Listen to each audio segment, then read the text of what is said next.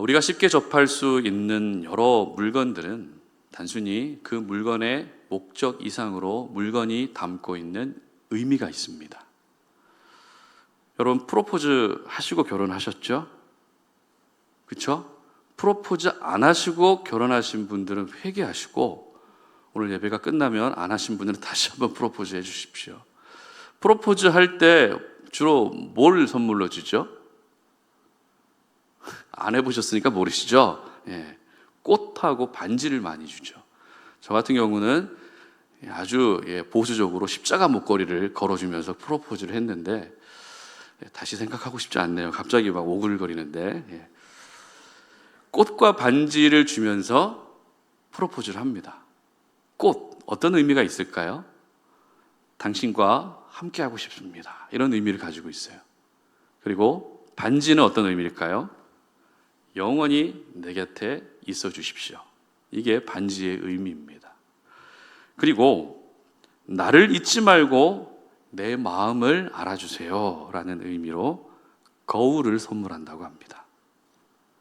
만년필은 어떤 의미가 있을까요?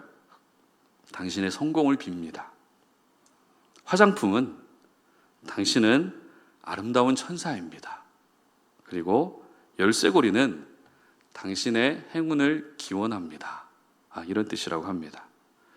그런데 물건에만 의미가 있는 게 아니겠죠. 우리의 작은 행동 하나에도 많은 의미들이 담겨져 있습니다. 보통 어머니들이 자녀들을 위해서, 가족들을 위해서 밥을 차려주실 때, 밥을 차려주는 어찌 보면 너무나도 당연한 행동이지만 그 행동에는 어떤 마음이 담겨져 있을까요? 가족을 사랑하는 마음이 담겨져 있겠죠. 그리고 상대방의 말에 항상 경청하는 행동에도 그 사람을 존중하는 마음이 담겨져 있을 수밖에 없습니다. 그렇다면 하나님은 어떨까요? 하나님 역시 우리 삶 가운데 크고 작은 일들을 행하시는데 그 모든 일들에는 하나님의 마음이 담겨져 있습니다. 어떨 때는 사랑하는 마음이 담겨져 있고, 또 어떨 때는 위로하는 마음이 담겨져 있습니다. 또 어떨 때는 주의해야 돼, 조심해야 돼, 이런 걱정스러운 마음이 담겨져 있기도 합니다. 특별히 오늘 저희들이 살펴보게 될 신명기 5장에서는 십계명 속에 담겨져 있는 하나님의 마음이 무엇인지를 잘 보여주고 있습니다. 오늘부터 저희들은 한 달간 신명기 말씀을 묵상하게 되는데요, 지난주까지 민수기 말씀을 묵상했죠.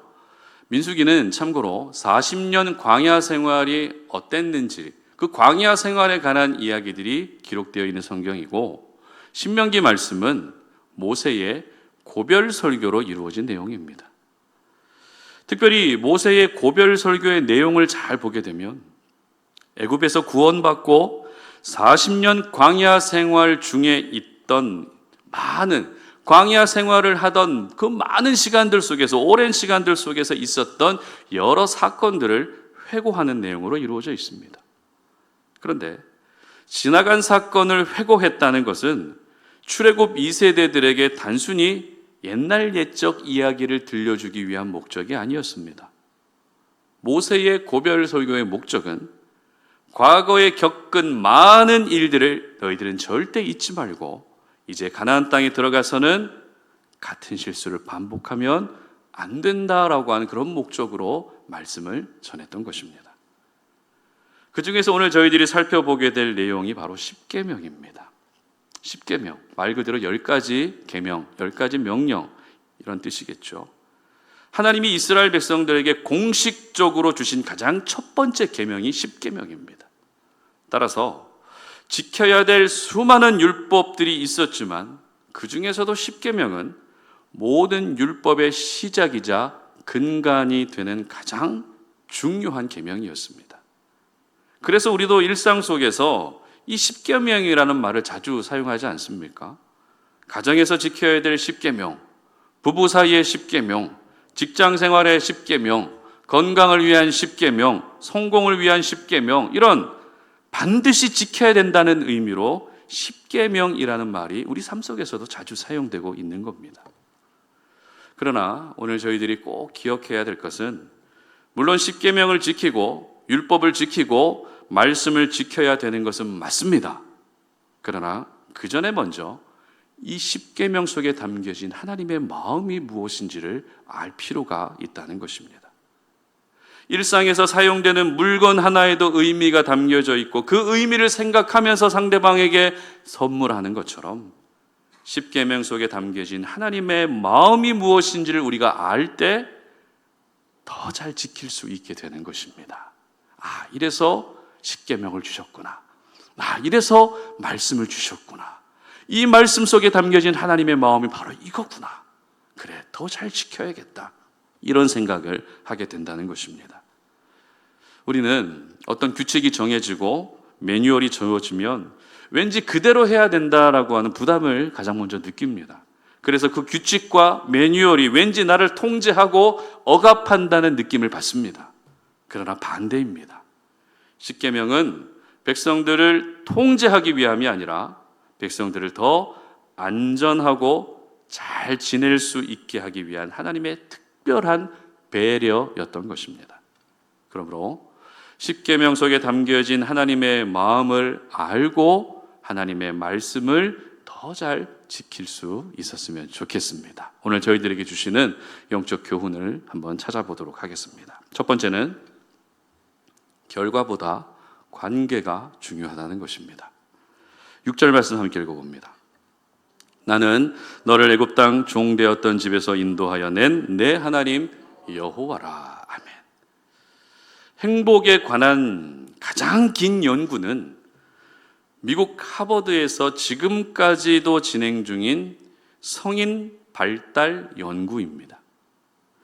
1938년 미국 하버드 의대 성인 발달 연구소에서 재학생 268명과 보스턴의 최빈곤층 10대 후반 456명을 두 그룹으로 분류해서 무려 85년간 그들의 삶을 추적 조사했습니다.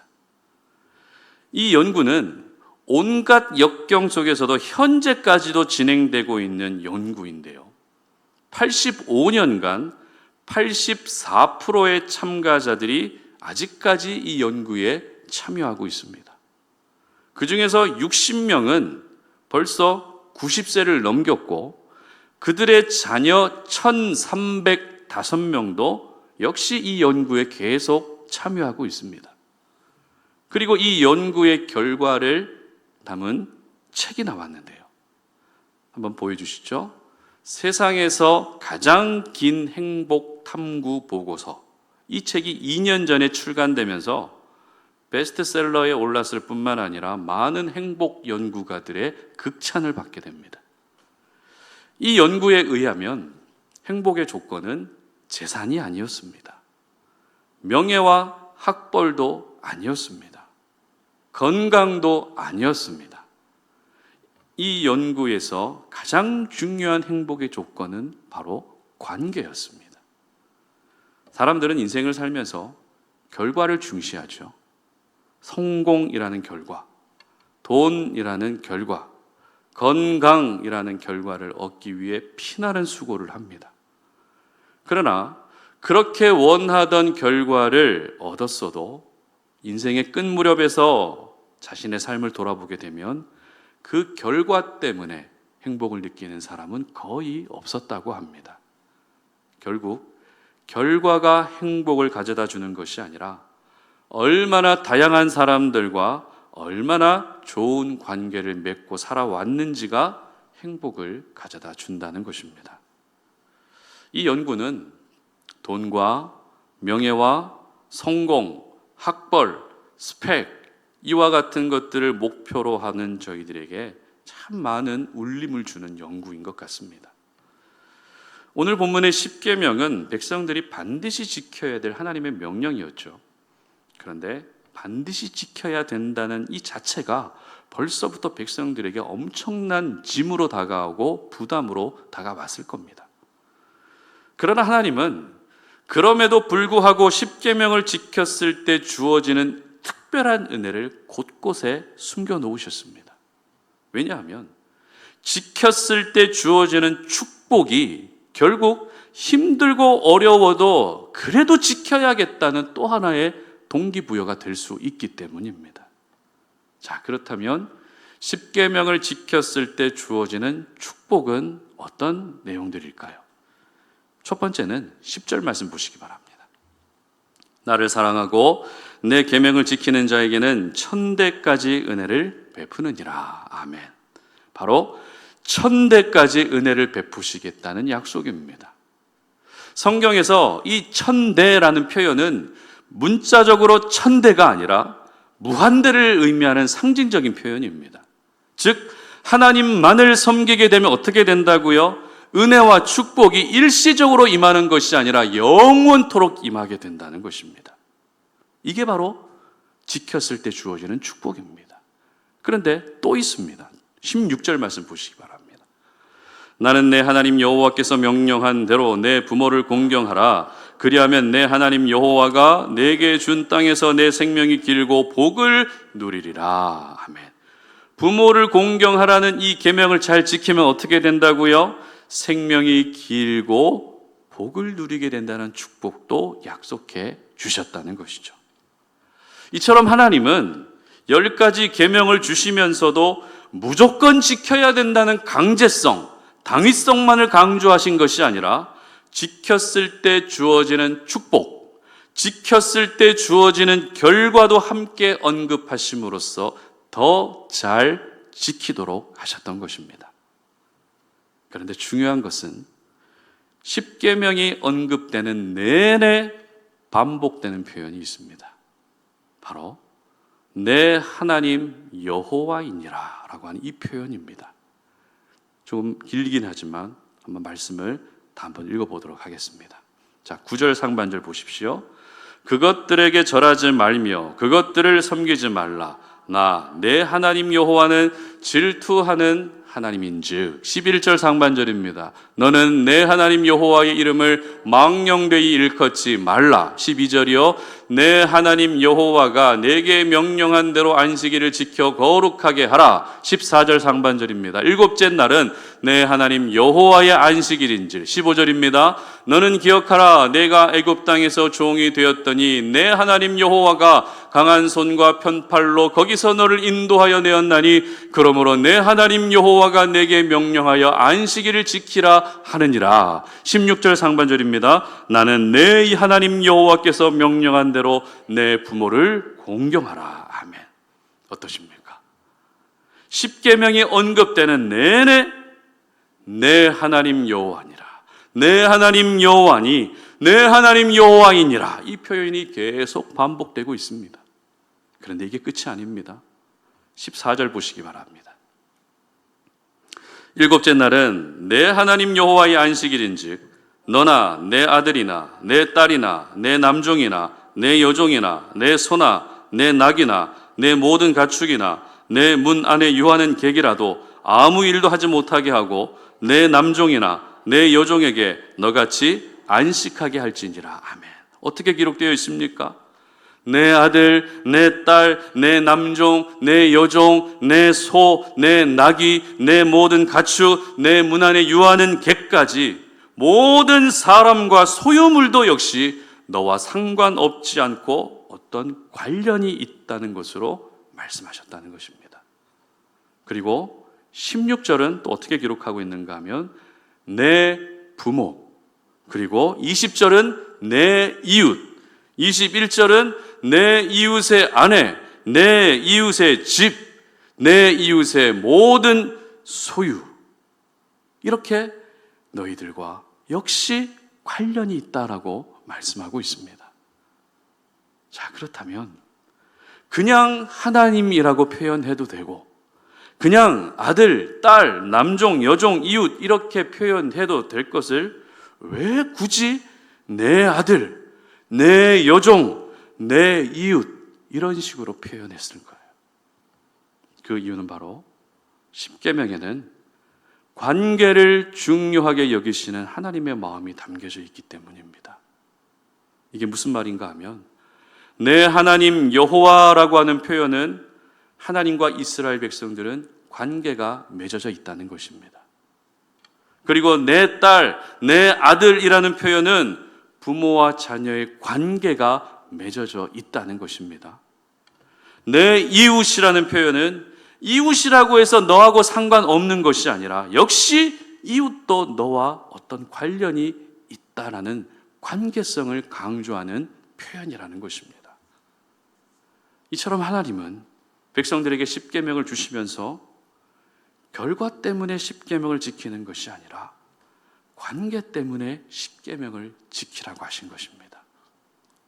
하나님과의 관계를 생각해서 하나님만을 사랑하고 이웃과의 관계를 생각해서 이웃에게 피해를 끼치지 말라는 철저히 관계가 기본이 되고 관계가 이유가 되고 관계가 중심이 되는 삶을 강조하셨던 것입니다. 자, 그렇다면 이것을 저희들에게 적용하면 어떨까요? 여러분 꼭 기억하십시오. 결과 때문에 신앙생활하는 일은 없었으면 좋겠습니다. 성공이라는 결과, 형통이라는 결과, 건강이라는 결과, 합격이라는 결과 때문에 하나님을 섬기는 것이 아니라 예수 그리스도의 십자가의 죽음으로 하나님과 우리 사이에 맺어진 그 관계 때문에 하나님을 섬기고 하나님을 예배할 수 있으시기를 주님의 이름으로 축복합니다. 그리고 사람들을 사귈 때 결과를 보고 사귀면 어떻게 됩니까? 그 사람을 이용하기 위한 관계일 뿐입니다. 저 사람하고 가까워지면 뭐라도 이익이 되겠지라고 이익이 될 만한 사람에게만 다가가는 것은 절대 건강한 관계가 될 수 없습니다. 여러분, 지금의 배우자와 결혼하실 때 이 사람하고 결혼하면 어떤 이익이 생길 것인지 그 결과를 보고 결혼하신 분 계십니까? 아마 없으실 거예요. 우리 모두는 결과를 보고 결혼한 것이 아니라 사랑하는 관계 때문에 결혼한 것입니다. 여러분, 다시 한번 말씀드립니다. 결과보다 관계가 더 중요합니다. 하나님은 십계명을 주시면서 결과도 필요하고 축복도 분명히 약속해 주셨지만 백성들과 더 친밀한 관계를 맺어가기를 원하셨던 것입니다.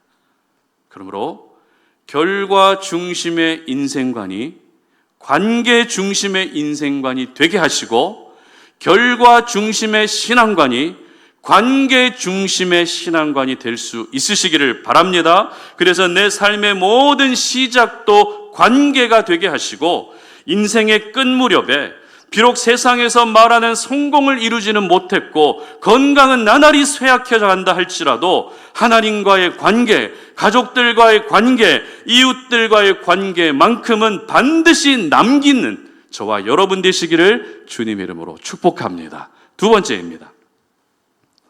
형식보다 내용이 중요하다는 것입니다. 15절 말씀 함께 읽어봅니다. 너는 기억하라. 네가 애굽 땅에서 종이 되었더니 내 하나님 여호와가 강한 손과 편팔로 거기서 너를 인도하여 내었나니 그러므로 내 하나님 여호와가 내게 명령하여 안식일을 지키라 하느니라. 아멘. 형식과 내용 중에 어떤 것이 더 중요한가에 대한 논란은 지금도 계속되고 있습니다. 여러분은 어떻게 생각하십니까? 형식이 더 중요하다고 생각하십니까? 아니면 내용이 더 중요하다고 생각하십니까? 형식과 내용에 대해서 그나마 절충안을 제시한 사람이 철학자 칸트입니다. 칸트는 내용 없는 형식은 공허하고 형식 없는 내용은 맹목적이라고 말을 남겼습니다. 결국 둘 다 중요하다는 것이겠죠. 그러나 오늘 저희들은 형식보다 내용이 더 중요하다는 말씀을 나누려고 합니다. 여러분, 식사할 때 밥을 어디에 담을까요? 식사할 때 밥을 어디에 담으시죠? 그릇에 담습니다. 그런데 애완견에게 줄 사료를 내가 먹는 밥그릇에 담아서 준다면 어떨까요? 밥그릇이 표현이 좀 그렇긴 하지만 한순간에 개밥그릇이 되고 맙니다. 주중에 학교가 끝나면 교회에 쉬러 오는 아이들이 있어요. 교회에 예배드리러 오는 게 아니라 쉬러 오는 아이들이 있습니다. 그리고 다음 세대 일부실에서 들어 눕고 그 안에서 쉽니다. 그런데 예전에 한 번은 그 아이의 부모님이 본인 아이를 교회에서 쉬게 해줘서 고맙다고 선물을 들고 오셨습니다. 그런데 선물이 들어있는 쇼핑백이 심상치가 않습니다. 여러분, 명품 브랜드 쇼핑백 중에 주황색으로 된 쇼핑백 아시죠? 여성분들은 다 아실 것 같아요. 명품 브랜드 쇼핑백 중에 주황색으로 된 쇼핑백. 예. 이 에로 시작되는 명품, 어떤 명품인지 아시죠? 명품계의 최고 명품입니다. 명품도 등급이 있더라고요. 제가 이것 때문에 다 검색하고 물어보고 했는데, 명품계에도 최고 등급의 명품이 있는데 이 에 땡땡땡이 제일 높은 등급이더라고요. 명품 중에서 최고. 이 선물을 제 아내가 건네받는 순간 조금 가장하자면은 아내의 심장 박동수가 올라갑니다. 멀쩡하던 손이 떨리기 시작합니다. 아, 이런 날도 오는구나. 하나님이 나를 위로해 주시는구나. 맨날 애들 뒤치다꺼리 하면서 힘들게 섬겼는데 하나님이 주황색 명품백으로 나를 위로해 주시는구나. 그런데 뭐 예상하시겠지만 쇼핑백만 에르메스고 그 안에 들어있는 선물은 커피하고 쿠키였습니다. 물론 그것도 귀한 선물이죠. 그래도 여자로서 아마 아쉬움이 전혀 없지는 않았을 겁니다. 그래서 아직도 그 쇼핑백을 버리지 않고 교회 창고에 잘 보관하고 있습니다. 누가 쓰려고 그러면 절대 못 쓰게 합니다. 여러분, 아무리 명품 쇼핑백이라도 그 안에 들어있는 내용물이 명품이 아니면 진짜 명품이 될 수가 없겠죠. 그러나 다이소 쇼핑백이라도 그 안에 명품이 들어있으면 진짜 명품이 되는 겁니다. 무슨 말입니까? 형식보다 내용이 중요하다는 겁니다. 십계명은 출애굽기 20장에도 나오는 말씀이에요. 그러니까 출애굽기 20장이 십계명의 원래 내용이고 오늘 본문인 신명기 5장은 모세가 처음 십계명을 받고 나서 40년이 지나고 나서 출애굽 2세대들에게 같은 내용을 전달하고 있는 겁니다. 그래서 두 본문을 비교하게 되면 동일하게 15절로 이루어져 있고 대략 95% 정도가 같은 표현, 같은 단어, 같은 의미로 기록되어 있습니다. 그런데 유일하게 눈에 띌 정도로 다르게 기록된 계명이 있는데요. 바로 제4계명입니다. 제4계명이 어떤 계명이죠? 모르실 겁니다. 한참 생각해 나오시겠죠? 안식일을 지키라는 명령이죠. 물론 안식일을 지키라는 계명 그 자체는 출애굽기 20장이나 신명기 5장이나 똑같습니다. 그러나 안식일을 지켜야 되는 이유가 다르게 기록되어 있습니다. 먼저 출애굽기 20장 11절에 기록되어 있는 안식일을 지켜야 되는 이유를 보도록 하겠습니다. 이는 엿새 동안에 나 여호와가 하늘과 땅과 바다와 그 가운데 모든 것을 만들고 일곱째 날에 쉬었음이라. 그러므로 나 여호와가 안식일을 복되게 하여 그날을 거룩하게 하였느니라. 아멘. 자, 그리고 신명기 5장 15절에 기록된 안식일을 지켜야 되는 이유도 한번 보겠습니다. 너는 기억하라. 내가 애굽 땅에서 종이 되었더니 내 하나님 여호와가 강한 손과 편팔로 거기서 너를 인도하여 내었나니 그러므로 내 하나님 여호와가 내게 명령하여 안식일을 지키라 하느니라. 아멘. 어떠십니까? 안식일을 지키라는 계명은 똑같지만 왜 지켜야 되는지 차이점을 발견하셨습니까? 출애굽기 20장에서는 어떤 사건에 포커싱이 되어 있죠? 하나님의 창조 사건에 포커싱이 되어 있습니다.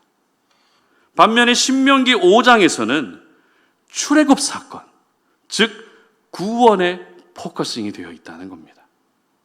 왜일까요? 왜 출애굽기에서는 안식일을 창조의 관점으로 지키라고 하고 있고 신명기에서는 안식일을 구원의 관점으로 지키라고 기록하고 있는 것일까요? 그 이유는 같은 계명을 지키더라도 계명을 지킬 때 형식보다 내용이 더 중요하기 때문입니다. 그렇다면 제4계명에서 형식은 뭐고 또 내용은 뭘까요? 형식은 안식일을 지키는 행위 자체가 형식입니다. 그러나 내용은 안식일을 지킬 때 어떤 자세와 어떤 마음과 어떤 생각을 가지고 지키는지가 바로 내용입니다.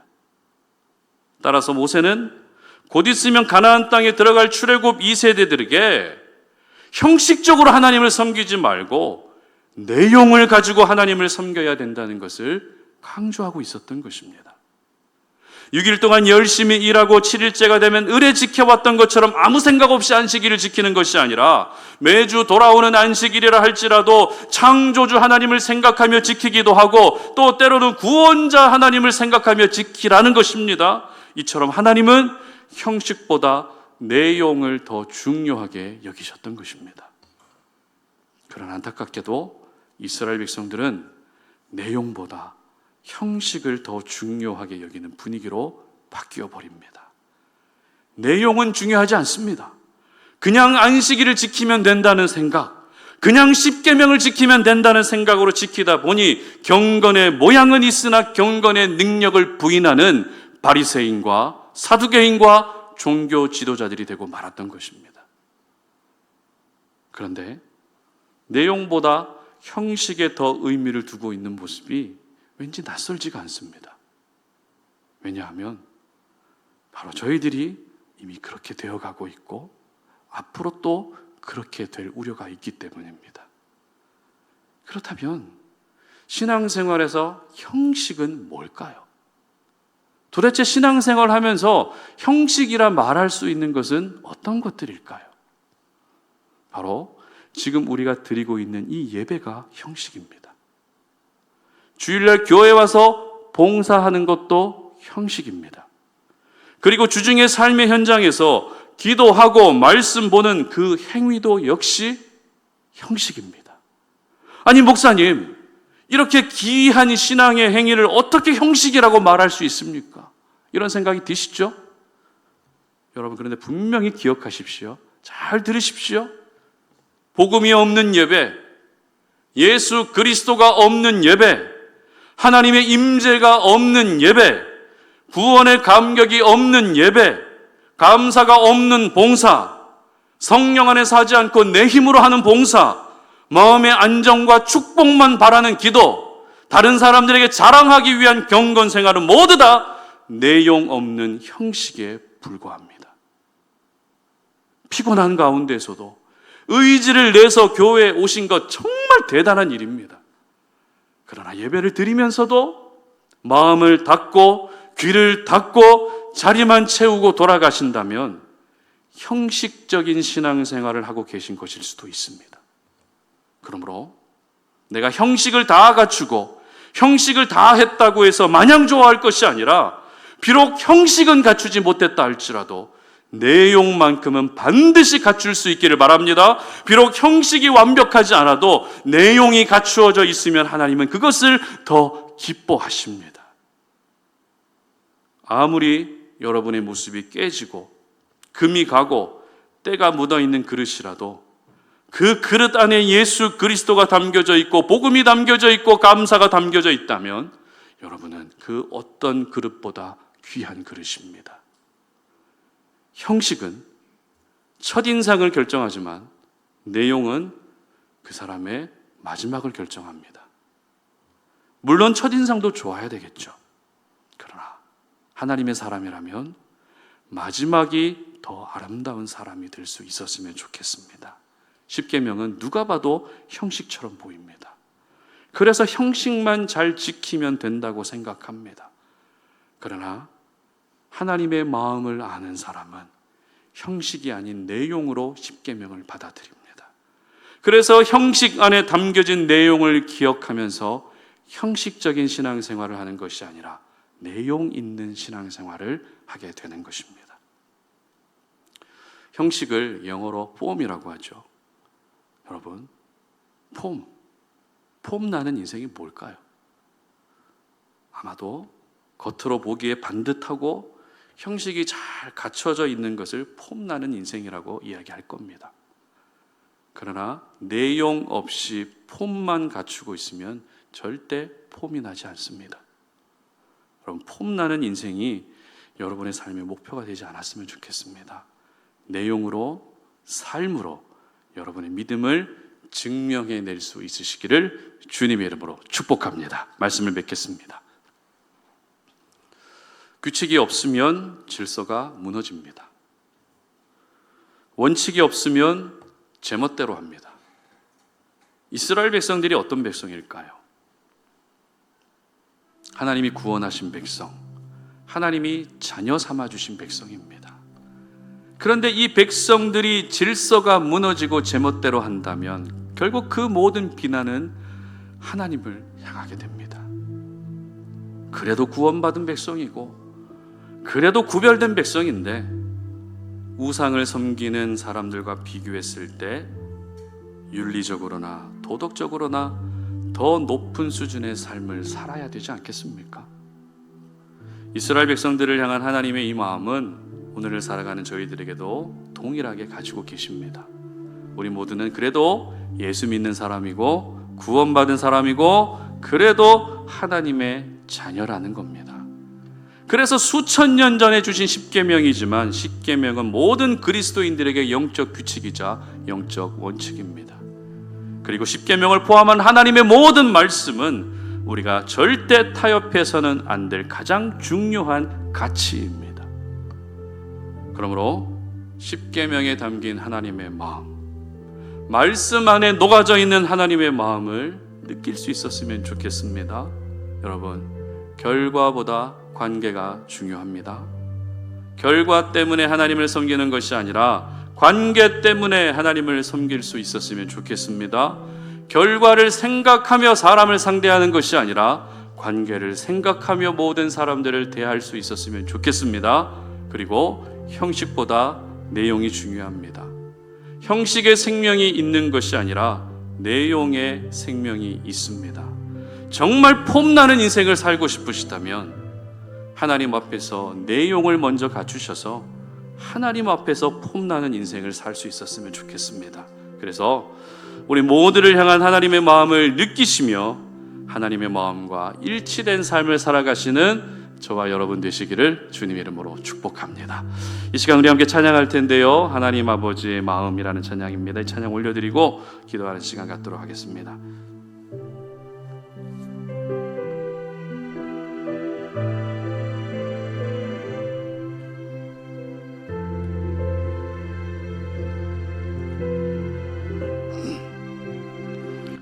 아버지, 당신의 마음이 있는 곳에 나의 마음이 있기를 원해요. 아버지, 당신의 눈물이 고인 곳에 나의 눈물이 고이길 원해요. 아버지, 당신이 바라보는 영혼에게 나의 두 눈이 향하길 원해요. 아버지, 당신이 울고 있는 어두운 땅에 나의 두 발이 향하길 원해요. 나의 마음이 아버지의 마음 알아. 내 모든 뜻 아버지의 뜻이 될 수 있기를 나의 온 몸이 아버지의 마음 알아. 내 모든 삶 당신의 삶 되기를 나의 마음이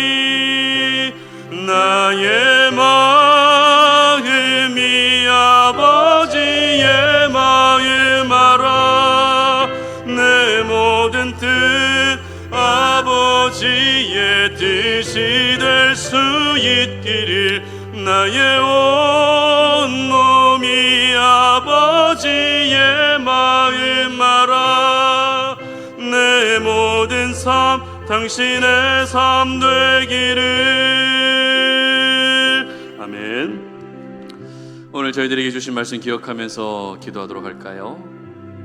하나님은 이스라엘 백성들을 통제하기 위해서, 억압하기 위해서, 부담을 주기 위해서 십계명을 주신 것이 아니라 더 안전하게 하나님의 품 안에 거할 수 있도록 십계명을 주셨습니다.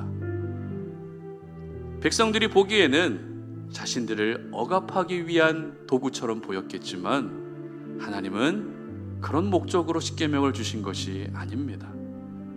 조금이라도 말씀을 더 잘 지킬 수 있도록 하기 위해서, 말씀을 잘 지키면 하나님에게 유익한 것이 아니라 백성들 스스로에게도 유익할 것이기 때문에 하나님은 어떻게든 이 율법을, 십계명을 잘 지키도록 그렇게 하나님은 계속해서 강조하시고 또 강조하시고 그 십계명 속에 하나님의 마음을 듬뿍 담아 놓으셨습니다. 여러분, 십계명 속에 담긴 하나님의 마음이 어떤 마음입니까? 결과보다 관계가 중요하다는 겁니다. 물론 십계명을 지켰을 때 주어지는 축복이 약속되어 있습니다. 그러나 십계명을 주시는 가운데 내내 언급됐던 부분은 내 하나님 여호와이니라, 내 하나님 여호와이니, 내 하나님 여호와이니라, 내 남종과 내 여종과 내 아들과 내 딸과 내 소유와 내 가축과 모든 것들이 하나님과 관계가 맺어져 있고 하나님이 말씀하신 모든 것들이 너희들과 깊은 연관이 있다는 쪽으로 표현하시고 말씀하셨습니다. 우리는 결과를 보며 신앙생활 할 때가 있습니다. 결과를 생각하며 사람을 상대할 때가 있습니다. 그런 하나님의 사람은 결과를 보며 신앙생활하는 것이 아니라 관계 때문에 신앙생활하고 하나님을 섬기고 사람들에게 다가갈 수 있어야 되는 것입니다. 이것이 바로 하나님의 십계명에 담긴 마음입니다. 그리고 십계명에 담긴 하나님의 두 번째 마음은 형식보다 내용이 중요하다는 겁니다. 십계명 그 자체는 온통 형식입니다. 이것만 잘 지키면 뭔가 될 것 같은, 실제로 이거 잘 지키면 잘 돼요. 그러나 백성들은 이 십계명을 받아들일 때 가장 먼저 형식으로 받아들입니다. 지키면 되지, 그래 지키지. 그러다 보니 경건의 능력은 없고 경건의 모습만 있는 예수님 당시의 바리새인과 율법주의자들, 종교 지도자들 모습이 바로 이렇게 변질되고 말지 않았습니까? 하나님은 형식보다 내용을 더 중요하게 생각하십니다. 안식일이라는 제4계명을 주실 때 출애굽기에서는 창조의 관점으로, 신명기에서는 구원의 관점으로 달리 설명하셨다는 것은 계명을 지키는 그 자체는 형식이지만 계명을 지킬 때 너희들이 어떤 마음을 가지고 어떤 생각을 가지고 지켜야 되는지가 바로 내용이기 때문에 이렇게 달리 표현하신 것입니다. 여러분, 형식적인 신앙생활 하지 마시고 형식주의에 갇힌 인생관에서 이제는 내용이 바로 세워진, 내용으로 하나님을 기쁘시게 해드릴 수 있는 그런 하나님의 사람들 될 수 있었으면 좋겠습니다. 이 시간 다 함께 주여 한번 외치고 기도하며 나아갈 때, 하나님, 내가 이 십계명 속에 담겨져 있는 하나님의 마음을 알며 더 잘 지키기를 원합니다. 물론 십계명을 지켰을 때 결과도 좋고 축복도 예비되어 있지만 그것 때문에 내가 십계명을 지키고 말씀을 지키는 것이 아니라 하나님의 마음을 생각하며 관계 때문에 내용을 생각하며 십계명을 더 잘 지키기를 원합니다. 그래서 우리 모두가 형식도 갖춘 하나님의 사람이 되게 하시고 내용도 꽉 차 있는 하나님의 사람 되게 하셔서 나로 하여금 하나님의 살아계심이 주변의 모든 사람들에게 보여질 수 있는 선한 영향력을 끼칠 수 있는 주의 백성 되게 해달라고 다 함께 주여 한번 외치고 기도하며 나아갑니다. 주여, 살아계신 아버지 하나님 감사합니다. 오늘 우리에게 주신 생명의 말씀을 기억합니다. 이 말씀을 통해서 하나님의 말씀 안에 숨겨져 있는 주의 마음을 느끼기를 원합니다. 십계명에 담겨져 있는 하나님의 마음을 느끼기를 원합니다. 십계명은 그 어떤 강제성도 당위성도 하나님이 강조하신 것이 아니라 이 십계명을 통해서 백성들을 얼마나 하나님이 생각하고 계시는지 그 마음을 알기를 원하셨다는 것을 우리가 깨닫습니다. 하나님 아버지, 말씀을 대할 때에, 이 십계명을 대할 때에 하나님의 마음을 먼저 생각하며 이제는 우리가 우리가 결과 때문에 하나님을 섬기는 것이 아니라 관계 때문에 하나님을 섬길 수 있도록 도와주시옵소서.